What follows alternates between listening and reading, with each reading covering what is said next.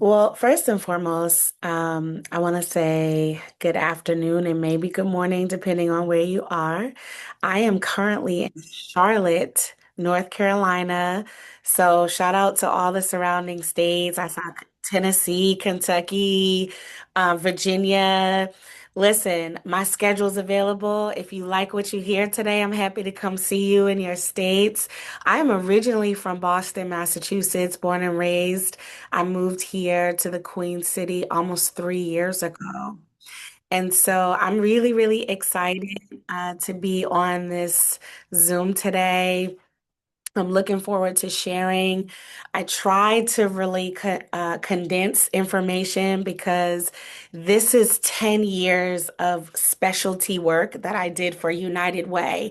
So really quickly, I don't know if like my bio, I think it was included in the RSVP, but just to tell you a little bit of why I'm a subject matter to talk to you about engagement. When I left corporate America in 2008, I joined United Way of Massachusetts Bay, aka the Boston United Way. And I literally did not have a job description there. I went for a marketing job and because that was my background. And when I was leaving, I ran into someone that I knew in the lobby and she said, "Oh no, there's this development role that opened up for women's. You would be amazing." Came in the next day for an interview with Jose. Shout out to Jose. I know he's like doing international stuff now, Carol. I don't know where he is, but Jose hired me at the time and I had no job description. I just knew that I came to engage women. And I spent my first 8 years specifically working on the individual engagement team, which then became the affinity and industry engagement team. Then I went away and I did some nonprofit work for young people. I became an executive director of a teen center. And then United Way called me back in 2022. And they said, "Will you please come back and lead our engagement work? Nobody knows how to do this except you. And it would be our pleasure." And I said, "Actually, it would be my pleasure to come back." And so I came back to United Way for 2 years. And so in total, I have done a decade with United Way. And so I am so happy to be here to talk to you all a little bit about my specialty. So if we can pull up the deck, I think you already did this in the chat. It looks like I know like what United Way you're from, which is great to see all of the organizations represented. This is good. I like to have engagement. We will follow Ivy's rules. But if you feel so moved, you can feel free to like say something in a comment and I'll probably respond to it because I try to, if I'm going to talk about engagement, I got to be engagement, right? So we're going to get into this and I'm going to try to keep us to time. So I'll try to stop around 12:30 so that we have time for questions and time to kind of dig in. But if I need to slow anything down, please let me know. So, a lot of people talk about engagement in organizations, and I'm going to try to break it down for you a little bit so you can kind of follow this trajectory. So, I like to start off with the why. You know why you're here. I think everyone signed up because they want to hear what does Alicia mean when she's talking about engagement? I'll ask you this in a few minutes, but you may already have a strategy. You may have talked about this in your organizations, but I want to ground us and anchor us in the why. United Way was founded almost 140 years ago, right? This is an organization, it's an institution that has been a pillar in philanthropy for a long time. And it's one of the first in terms of model for a cooperative, meaning a collective coming together for action. This is really important. Um, United Way birthed workplace campaigns. It's the only organization, right, that has a business model that was founded on CEO to CEO. Hey, this is the goal for raising money in your community. You do this for us, we do this for you. Access to philanthropy, I'm taking you on this journey, was not what it is today. I've been in philanthropy now for 21 years. And what I can tell you is that back in the day, my kids like to say the 1800s, Mom. I'm like, no, I was not around in the 1800s. But back in the day, United Way was like the most single organization. Like you found out about other agencies through United Way. So when you think about market share and the ability to really have that brand recognition, that is where the brand became so strong because we were one of the few and only doing this work. But now, somebody say now, there's almost 2 million nonprofits across the US. And in some states, the saturation from Massachusetts, I will tell you, there are so many nonprofits in Massachusetts. The market is saturated and people have a lot of options. And when you think about the evolution of the workplace, United Way was at one time the only platform. Now you have Just Cause, Benevity, you have cyber grants, you have so many institutions that now make fundraising and giving back to the community very easy. And it's not tied to an organization, but it is tied to a behavior, right? Of how people want to click a link and they want to give. Or if they're crowdfunding, right? They want to have their page and they want you to give to a specific campaign that they're doing. Then, of course, here comes our friend COVID, right? COVID came in and it really forced and hopefully you've heard this term, adaptive leadership. We didn't walk into adaptive leadership like, hey, I'm ready to be flexible at all times, shift at all times. That was forced on the sector because we were not able to be in person. And since COVID, this has become a new norm. We have to be adaptive, our leadership. And so while I was at United Way, both different times, the question was always, why United Way? Do you guys still hear that? Is that still a question when you're out in the field? Why United Way? If so, give me some thumbs up, hearts. Let me know you're listening. Back in, I want to say around 2014, 2013. United Way Worldwide had put together what was called these compacts, right? And it was based on size of United Way and what you were what function you were in. But we would gather for a year in these groups to talk about the death of the workplace campaign. And if you were ever involved in that, you will know we were we were coming together to solve this problem because CEOs were saying our employees don't want us a top-down approach anymore. We have a bottom-up approach. Now we have these committees that tell us who they want to give to. Now we have more of an open space opportunity for new organizations to come in. And we need to know what a dollar buys. Everyone's asking what a dollar buys. All these questions kept coming up for the team. And this is what led us to having a more pointed conversation about what is our value add, AKA, what does engagement mean with United Way? Because it's a big mission, it's a big institution, sometimes known as an intermediary, but it's not that.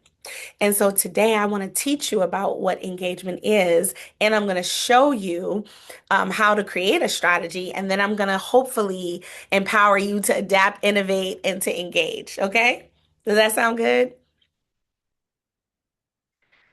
So, anchoring us in that, I wanted to make sure we were all on the same page. This is my definition. This is not, you're not going to find this in Webster. This definition was coined by myself and my team. When I came back to United Way, I had to think about the 8 years prior. I had to think about how COVID changed things, and I had to think about what a lot of our corporate partners and individuals were saying. Engagement is defined as the way in which we invite our key stakeholders to our work and interact with them. Let me stop there. It is an intentional invitation. It's not just because we're United Way, you should give. You can't think like that. It is an intentional invitation to key stakeholders, which means you need to know who those key stakeholders are. So you're inviting them to the work. What work? And then you're interacting with them. You are engaging with them. You are one on one, company to company, group to group. And so the three ways in which we do that within this, we're still in the definition of engagement. You have to educate them. We did a lot of research during my time at United Way, both qualitative and quantitative, about education. We cannot assume because people are giving us money that they know why, that they know exactly what they're giving to, and that education should not be ongoing. Number two, it brings a deeper understanding of our work when we have these intentional interactions. Again, I'm going to say that again. It brings a deeper understanding. It's one thing to teach something and educate, but it's another for people to have an understanding because then that leads to ultimately, we cannot run our United Ways without money. So the third, I would call it an outcome of this work is that you inspire philanthropy, you inspire support. And that looks like giving financially, it looks like giving their time and giving of their talent. And so engagement is an invitation for people to experience our mission. When we were revamping our website, we worked with a PR firm to kind of take some of our old messaging and refresh it into new. And one of the key messages was calling all doers. And I love that because when we go back to the founding of this organization, a woman, a rabbi, two ministers, y'all know the story, right? They were the doers. And so when the PR firm, I said that's the money phrase right there, calling on the doers. And so my team at the time, we adopted this and every part of our marketing, our pitch decks, everything was about calling the doers. Are you a doer? Because if so, this invitation is for you. Because what I found very early on with United Way, it's a big apple and you cannot experience it without having a bite at a time. And we have to bring people into the mission. Like we cannot assume anything. Um, and so engagement is an invitation for people to experience our mission. We have to bring the mission to them. We have to go to where they are and bring it. And so when we talked about this internally, we talked a lot about big E versus little e. And depending on your structure, and if you guys have this question later on, I'm happy to talk it through. The big E was really about defining that in our organization back in 2022, I was the senior vice president of engagement. And then I had a team underneath, right, that were FTEs that supported this work. And so, it is the function in the organization, the big E that talks that leads this work. But the little e is the actual execution. It's what we end up doing. So in your organization, you may not be able to have a full team that does this work, but it is the intentionality of the strategy. Um, Given that, quick activity just in the chat, can you let me know what your function is in the organization? Whether you're the chief development officer, you lead workplace campaigns, or you are head of an affinity group, like if you can let me know in the chat, that would be helpful. We'll just take a second so I can see who is in the chat. Okay, resource development manager, president and CEO. Great. Awesome. Awesome. This is very helpful for me to know who's in the room. And I'm happy to see some presidents and CEOs.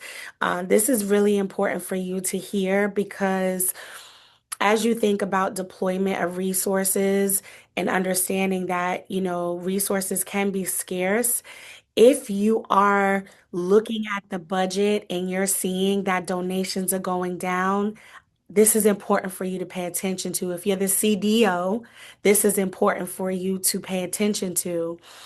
Um, all right, that's awesome. Thank you. So I love this slide. I'm not going to completely go into it because I want to dig into the meat, but on the left, this is about the shift I was talking about. A lot of you, this may resonate on the left where you have internal structures, you have staff that are leading your, retiree work or your emerging leaders or your women's philanthropy. I think it's still called Women United. It used to be the Women's Initiative. You have various fundraising events, right? You have breakfasts. I know our United Way, we were the king of breakfast event. We had 1,000 breakfasts. When I came back in 2022, I said no more breakfast. um, Serving, you have staff that are constantly working with your corporate partners every day to come up with opportunities for them to serve. So you're almost that person becomes like a matchmaker for volunteer. You have donors and volunteers who are constantly looking for ways to get involved. This engagement strategy helps us to shift to three things. I'm a big fan of threes. And for everyone to be in alignment with what we mean by engagement. So your staff are not running around ragged and they're creeping away from the core scope of their work. So here's the three pillars of engagement. One is outreach. You want to create opportunities to inspire and unlock the power of your supporters, both new and existing, to amplify the mission. And another slide that's going to give you examples, but I just want you to hone in on what I mean by outreach. And in each community, that may look different. And I say this respectfully, sometimes when you are a big fish like United Way, you can forget how important the grassroots approach is because you're a funder. You sit on a higher seat in your community and you've shifted away from needing to be everywhere at all times. But you're not going to be able to reach the new donors in this new generation that did not grow up with United Way being the only organization. You are competing in a marketplace that is super saturated and people who have no context for this organization. And so it would be very detrimental to not show up at festivals with a table and be in the community and be visible to constituents that it may not be as obvious that they're your donors because United Way staff, we are indoctrined to think corporate, corporate, corporate. That is your base, but that can't be your singular strategy. You have to branch out. So if you think about outreach as this blanket approach that you can stand on, know that you spread this blanket out, it is going to bring back fruit, okay? The second thing is volunteerism.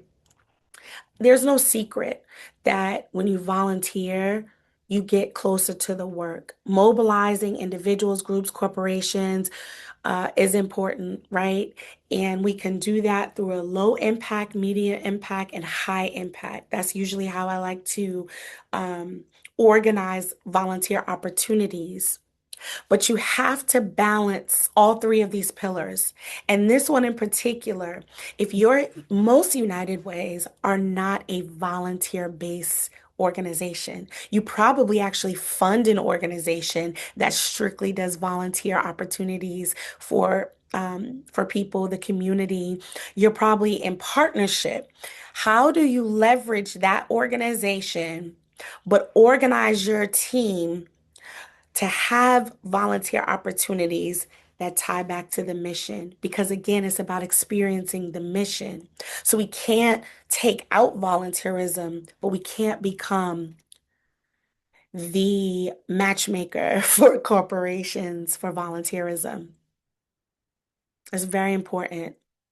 And thirdly, community leadership.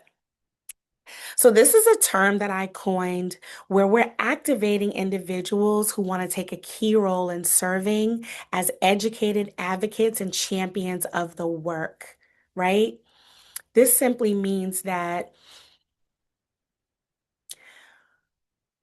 just because someone is a partner, a CEO, a senior vice president in some of the workplace campaigns that we run and the corporations that fund us does not mean that they know how to be a successful board member, a co-chair of a gala or breakfast, sit on a host committee, be a grant reviewer. I can't tell you how many panels and workshops I've done for boards and alike to talk about this specific pillar because in order to this is the way we leverage our value add. United Way is notorious for having committees and vice chairs and events and everything. This is our work. We do this. And so this term community leadership, we have these leaders, they're leading in their companies. But when you come over to lead with United Way, we've got to orient you, we've got to train you, we've got to educate you and teach you how to lead this work. You have transferable skills, but just because someone is a partner doesn't mean they should be your board chair. And I know you guys had a board training last week. I will not get into that. But what I'll say is, being a former executive director and working with boards my entire career, it's not just about the check and it's not just about their title and their organization. It has everything to do within this definition of being an educated advocate and champion of our work. And that means that staff have to take time. Let me pause and tell a story about Ellen. Ellen was at Sun Life Financial. Their workforce, their workplace campaign was dormant for years. And Ellen was just a donor. She was in a leadership role there. And we presented the opportunity to sponsor the Women's Leadership Breakfast, which was an annual event that brought out about 1,200 corporate women every year. And we talked about their gift and the opportunity for a leader to be a co-chair and what who we were looking for. So Ellen became the co-chair. And we spent a lot of time together because one, she was new. Two, as a lawyer, she was like, I need to learn, Alicia. I went to her house. We had 3-hour lunches. We put in time together to bring her along this trajectory. And what we saw was Ellen went from giving under $1,000 to 1,000, 1,500, and ultimately 25,000. She was in the Tocqueville Society. And she went from co-chairing the breakfast to becoming a United Way board member and everything in between. And so this is very important, and I like to share that story about her. And she was on the National Worldwide Women's Board. This is very key to the work. So, just to give you some examples, when you get the slides, for each of those pillars, I have ideas. There's block parties. There is taking, now that COVID has happened, you've got to take a look at all your annual events. I used to run our events team. So outside of the affinity work, which was women's, emerging leaders, retirees, we had industry work, private equity, venture cap, and real estate building industry. So we would organize the work and our outreach and our engagement within those industries and affinities, and then we also had our special events team that put on all the events for the organization. So my first 8 years at United Way, I managed that team. So you can see them in this picture. This is a real picture of the team.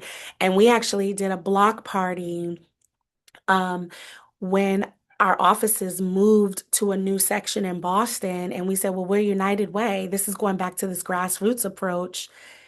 Why wouldn't we have a block party with our neighbors so they can get to know us and we can do a volunteer opportunity? This is a great way to create community. Having an annual United celebration is really important because now more than ever, since COVID, people are protective of their time. And if you have too many events, nobody wants that anymore. They want just a nice package. So think through that. Community partnerships and sponsorships. Our CEO used to have a little pot of money that he would give out because, of course, he's out in the community. A lot of people, hey, can United Way sponsor this? And so I advocated when I came back in 2022. I said, that is not equitable. And you're the office of the president. You shouldn't be doing that. Let the engagement team. So we had a pot of money. And what we did was we sponsored organizations that were not in our portfolio and grassroots opportunity because it goes back to we wanted to get out in the community and make sure people knew that United Way was not a back then organization, but it's a right now organization.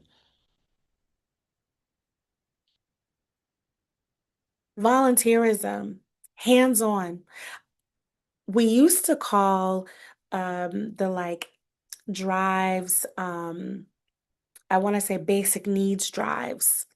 We changed our language and we call them essential drives because it's essential for all people to, especially if you're a mom, to have baby items, you're a homeowner to have things, you're an individual to have hygiene kits. We want to present the work with dignity. About the people we serve and to the people who are serving. And so when you see this hands-on, corporations love kit builds. So that's on here. The Gratitude Project, that's a huge initiative that United Way, Mass Bay, that my team put on. It used to be called the Thanksgiving Project, and we changed the name. And I want to park here for a second because it was very important that one, Thanksgiving means something very different to everyone. Two, again, because it's about inclusivity, not exclusivity, and we're dealing with a new generation. They're very sensitive to words. I cannot stress this enough. Your words matter. And so gratitude, turning the name from the Thanksgiving Project to Gratitude Project was all about we are grateful that United Way is in a position to support the community during the holiday season and lift the burden of food insecurity. We're also understanding that there's a new need now. It's not just coming from the population we've always served. Now there's a new um, face that comes to the table. They just got laid off, or things are going on in our federal government where folks need support. And the Gratitude Project then became this year-long initiative where we kicked it off during the holiday to say, hey, we just want to lift the burden for the holiday season, but it's not just about this turkey day that we celebrate, but it's very much about taking care of our community. So if anyone is interested in talking to me more about that particular project and how to do that in your community, I'm happy to talk because that's a whole strategy for how we ended up changing our annual kind of Thanksgiving drive. And then in your communities, you'll have days of service, you'll have skills-based opportunities, but these are the menu, I would say, of opportunities that go under each of these pillars. Trying to move quickly so we can get to questions. Community leadership. So I talked a little bit about that. This is a real picture. This picture means a lot to me. If you don't know who that handsome, tall guy is in the middle of us, that is Wes Moore. He is the governor of Maryland. But back then, he was my speaker. He is the author of the other Wes Moore. And I was at United Way Worldwide's conference with the team, and his flight got delayed. This was before COVID and Zoom and all that. But he literally had his iPhone and he presented on FaceTime to 1,000 people. And he was so amazing. I called up his agent. I said, I gotta have Wes Moore. And we became very friendly during that engagement. And he has a great heart, amazing, amazing leader. And he really embodied the characteristics of what a community leader is. And so, as I talked about earlier, you can identify in your organizations the different roles, chair, co-chair, vice chair, grant reviewer, scholarship committees, um, whatever the term is, this is the bucket it falls under, and we have to be intentional. During my last stint there, we coined some of our educational, because remember I talked about you have to educate these volunteers. We coined it United University. Okay. And what that simply means is that we had a board training that we would do, which people would sign up, corporations, um, and we would go over kind of the four areas of board service. And then people would get a certificate from us that they were able to finish this training. And then we had these community connection trainings where we would engage with our agency partners. So if you were the head of the Boys and Girls Club, you would come in and talk about youth and opportunity youth, what that means and how to get involved. And so again, this was all about education, all under the umbrella of United University. Because going back to the definition of engagement, it's about intentionality and interaction. And my role as the leader of this work was to package it in ways that made it easy for our external partners to understand. Just like in their day-to-day business, there's products, right? There's customers, and there's a business ROI. It's the same thing on this end. And what we found from our corporate partners, because I worked very closely with the corporate team, was to say, your strategy is to get a workplace campaign. We are your strategy for the workplace campaign. Let me say that again. Stacy, I appreciate you because you're giving me nice nonverbal communication. And Paula, I see you. When you smile, I'm like, I'm saying the right things. All right, they're with me. So I'm talking to y'all right now. I'm not leaving anybody else out, but they're giving me the facial expressions.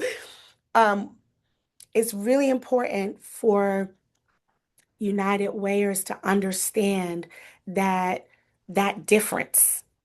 That is a very important. The engagement strategy and the team that works on it is the strategy for the strategy. You're trying to get revenue from workplaces. They're saying it's stale. You got to bring in this team. Um, Volunteer management. I wanted to just give you guys this slide. My former boss, she used to say all the time, Alicia, you should just teach a whole workshop on volunteer management because the way you're able to whisper to the volunteers to get them to do what we need is out of sight. And I wanted to just give you guys this slide.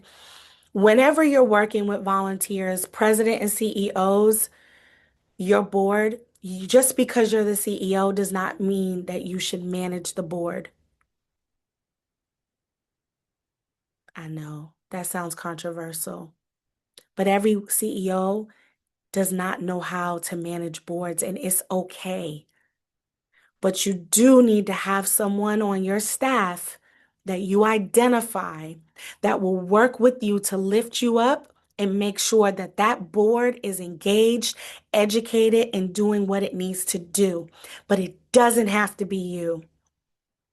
Best practices to identify a staff lead. The staff person leads the volunteers with a balanced approach to make room for their leadership, but we cannot creep from the mission and clients have to be centered. That is their role. Second, structure is very clear, it has to be very clear. Roles and responsibilities outlines, meetings, and a scope of work. The more detailed you can be with your volunteers and giving them structure, the better outcomes you're going to get. I can't tell you how many, especially what we call community volunteers, aka the wealthy people, they'll say to me, Alicia, I'll never do a gala again, or I'll never do a fundraiser because I had no idea what I was doing. And they know that we asked them because they got all this money, but they were expecting more structure from us. And we just miss it sometimes because we're so like focused on the money. And I get it, but you have to provide the structure. And then the last piece is to ensure that you educate them because they don't like to, just like in their professional and personal lives, no one wants to fail, and it's your job to educate them about everything, whether they want to sit down and go over the budget or they want to talk about, well, why are the corporate campaigns declining. Talk to them, spend time with them. And so when you think about the role, when you try to implement the engagement strategy in your organization, it's the big three for the big E. I'm a marketing person, so some of it's kind of cheesy, some of it's kind of cute. This is kind of cute. Um, it starts with the role of management. So your management team will say to you as the CEO or the CDO, here's the strategy. They got to get buy-in and be clear about who's leading it and set a culture of failing fast and embracing creativity. This work demands creativity, which is why I think I've been so successful because I am half creative woman and I'm half business woman. So when you bring those two things together, we get it done. Okay. And so, but we have to cultivate an atmosphere for this because you have to think outside the box to get to the money.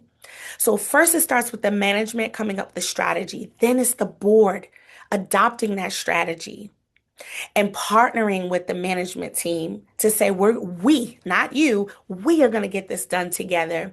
And then they need to raise the resources and the profile of the work. That's their job.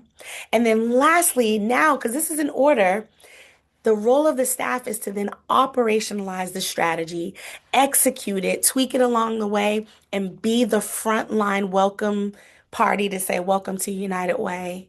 We want you to engage with our mission and experience it. This is how the engagement strategy should work.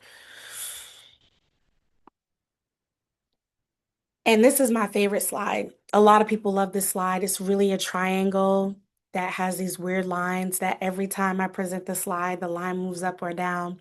But this is a visual for my visual learners. What is the ROI for engagement?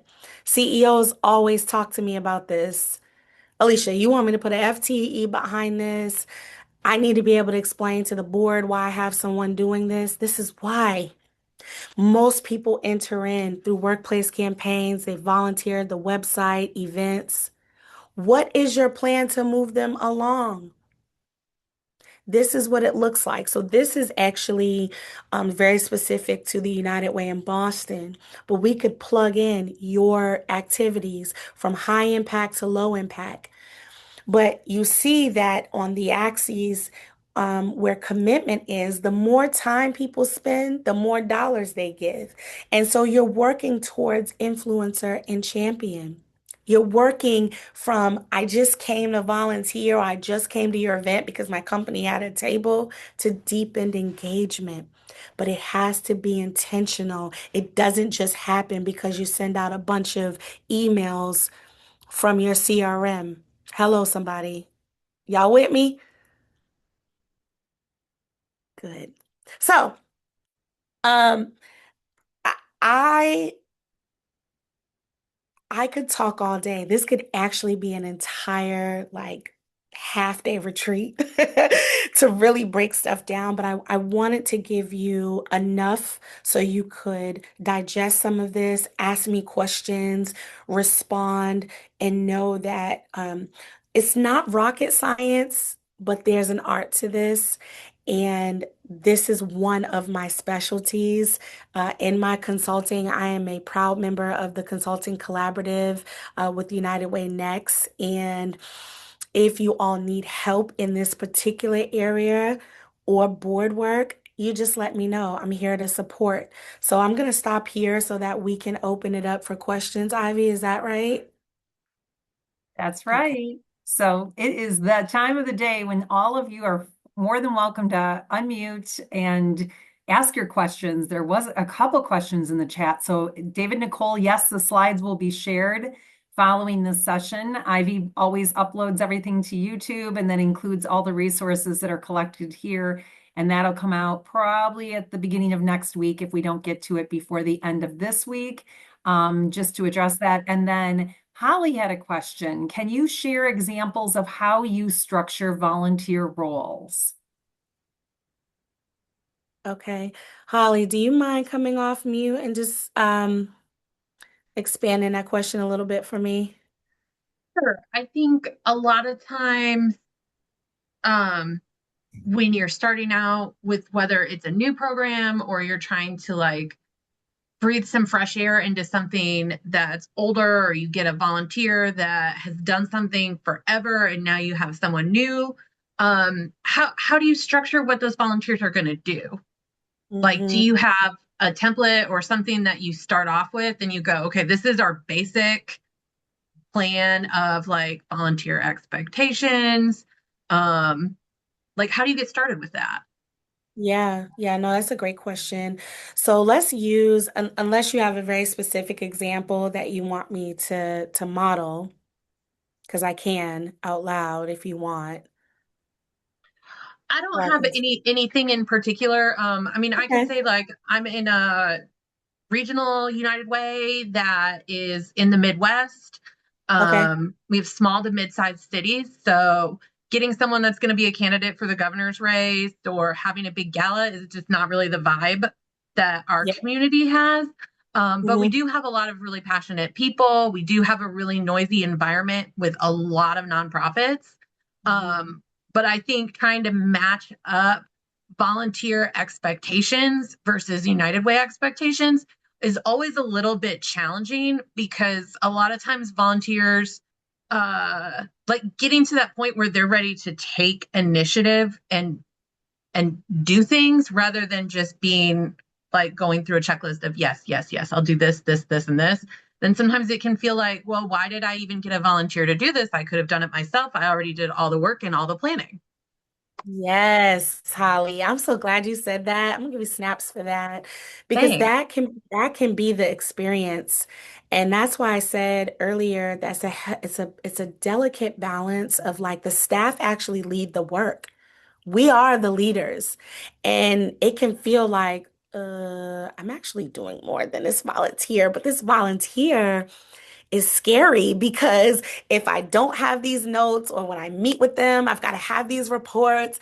It's almost like you have your own mini board and you have this accountability and the stress, but then you're like, you know what? I can just do it. Now, what's important is that your volunteers are supposed to amplify your work. That's Mm-hmm. number one across the board. They got to amplify the work. They're supposed to bring their their toolkit. So like what they're good at and why you ask them to participate in the thing, you've got to pull that out of them. You have to, I like to use the word, you got to activate them. And Okay. then thirdly, you have to be very clear of their lane. I like to use the analogy of the highway because we also do this internally with staff. You got to stay in your lane because when you don't, you cause a crash. If I'm in my lane and you're in your lane, we're good. So you're in the lane of I'm the staff person, whatever you need, I got you. I need you to send this invitation out to your network. Build the Excel document. Tell me who they are, why you're inviting them if you need support, but do that. Be very specific so you can create a roles and responsibilities. I try to keep those to like one page because no one wants to read Mhm. anything beyond that. And then I try to use decks where if it is like a scholarship review committee, and I try to talk about what is the goal, who else is involved, the recipients. I try to also give them like a context, and then I always say, your role in this, United Way's role. The more specific you can be, having a deck and then a roles and responsibilities, and then check-ins. Don't ever feel the need, unless you're the president and CEO, you don't have to meet with a volunteer every week. Now, your board chair, I met with my board chair every week when I was leading an organization. But you can set the tone of how often you meet because you have other work on your plate. And Hmm. when you build that relationship with that volunteer, some of them are high maintenance and that's okay, but you can rightfully and respectfully place them so that they understand you have other work to do too. Does that help? It does. Thank you. I love that recap. And David Nicole put it in the chat that volunteers amplify your work, bring their networks and toolkits, be clear on their role. Love it. I think that's great. It's a good reminder for all of us.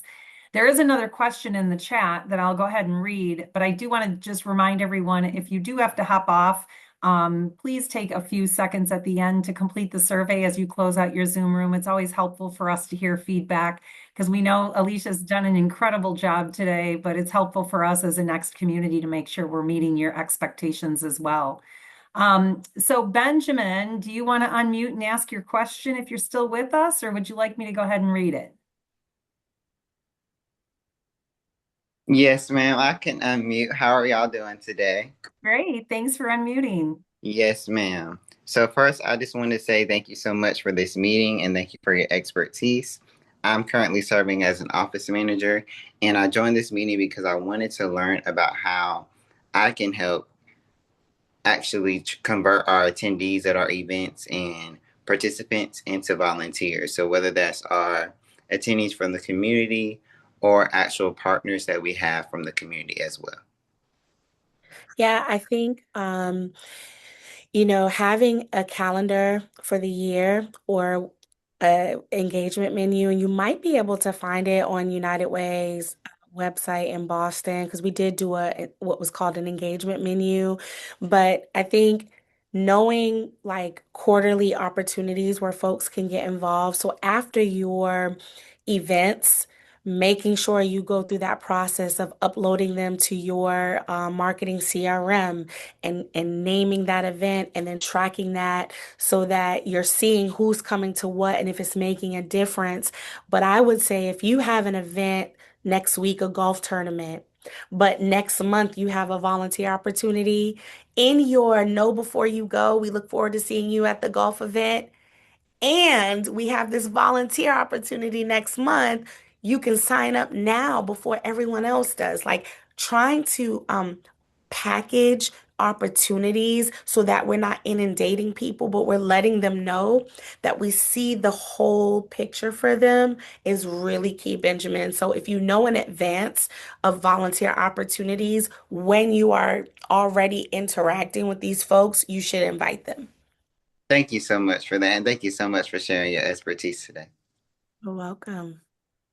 All right, I think we have time for one more for sure. And Paula Evinci asked if she'd love to know more about the Gratitude Project. So I'm not sure if you can expand on that just a little bit for others. Yeah. So, um, it started as just like the Thanksgiving project. So the week before, our corporations we would split up the kind of Thanksgiving menu list, corn stuffing, cornbread, rice, all those things. And we would have volunteers come through and we would have shifts during the day. And then at night, we would have three affinity events. So it was a long week. Tuesday night, our private equity venture cap industry would host like a reception, and they would raise about maybe almost $400,000 from their clients, partners, and all of that to go towards this project.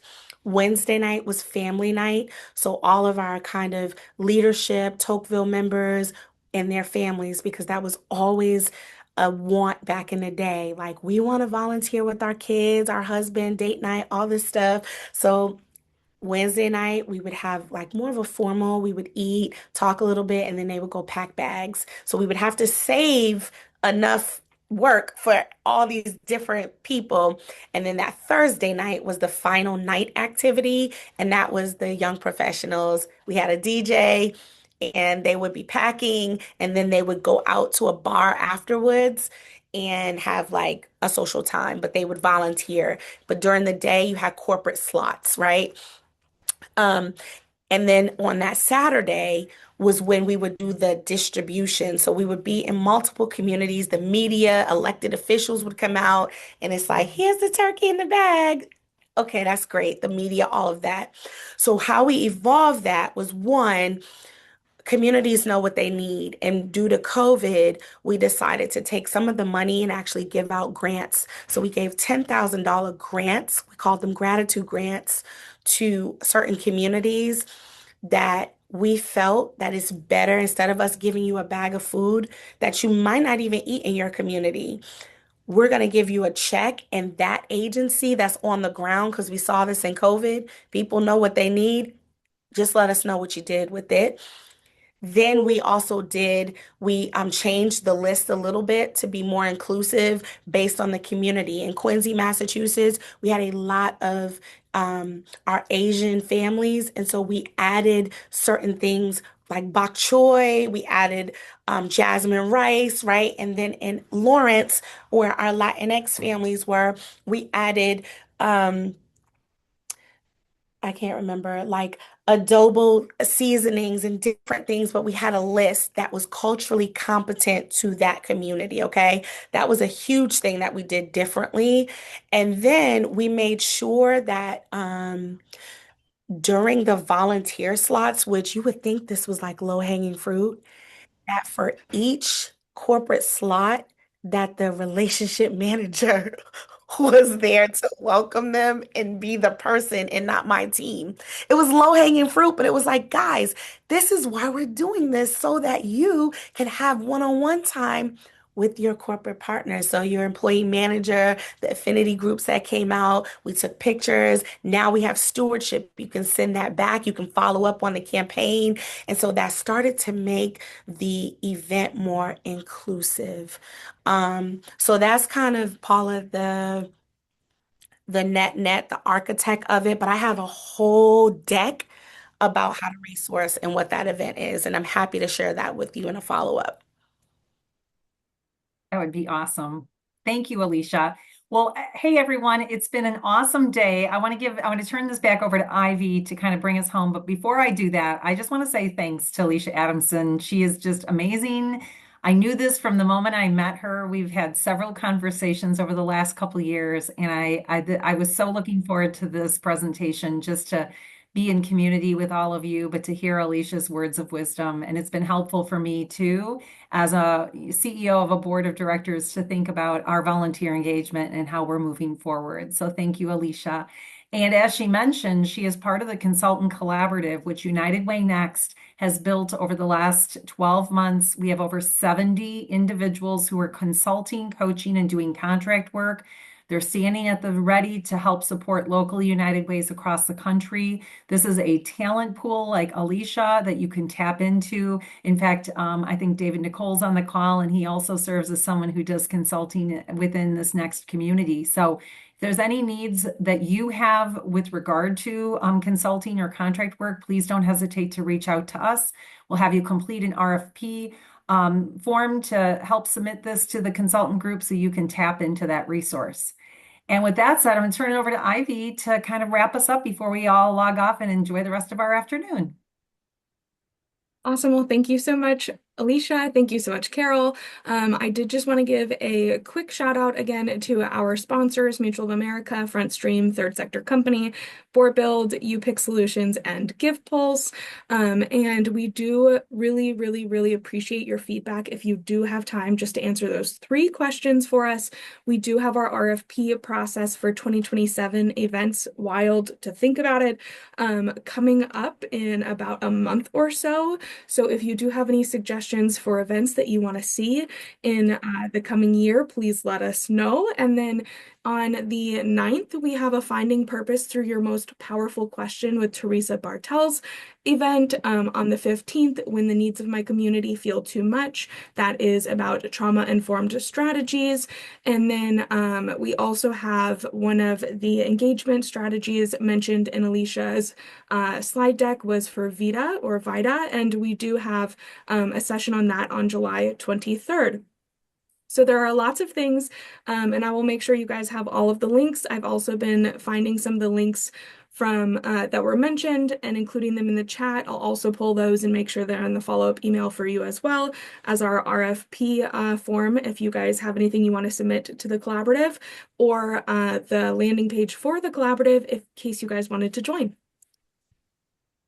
Thank you, Ivy. And Alicia does want to connect with you on LinkedIn. We always do as well. So in the follow-up email, there will be contact information for Alicia. So if you have any questions, you can reach out to her direct. So with that said, everyone, thank you again for all that you do to serve across the United Way network. If you're working at a nonprofit outside of United Way, we're here to support you as well as our alumni. And Alicia, thank you. It's been a pleasure to have you here today as our guest speaker. Thank you for having me, and I appreciate everything you do, Carol. You work very hard for this organization, and Ivy, we would not be here if it wasn't for you. And it was so great to meet all of you. Paula, thank you for your smiling face. David, good to see you. And I think there may be some people, I don't know why my name is up here twice. It could be folks that I invited that decided to put my name. I don't know. But anyways, thank you all, and have a great holiday weekend. Thank you so much. Have a great one, everyone. Take care.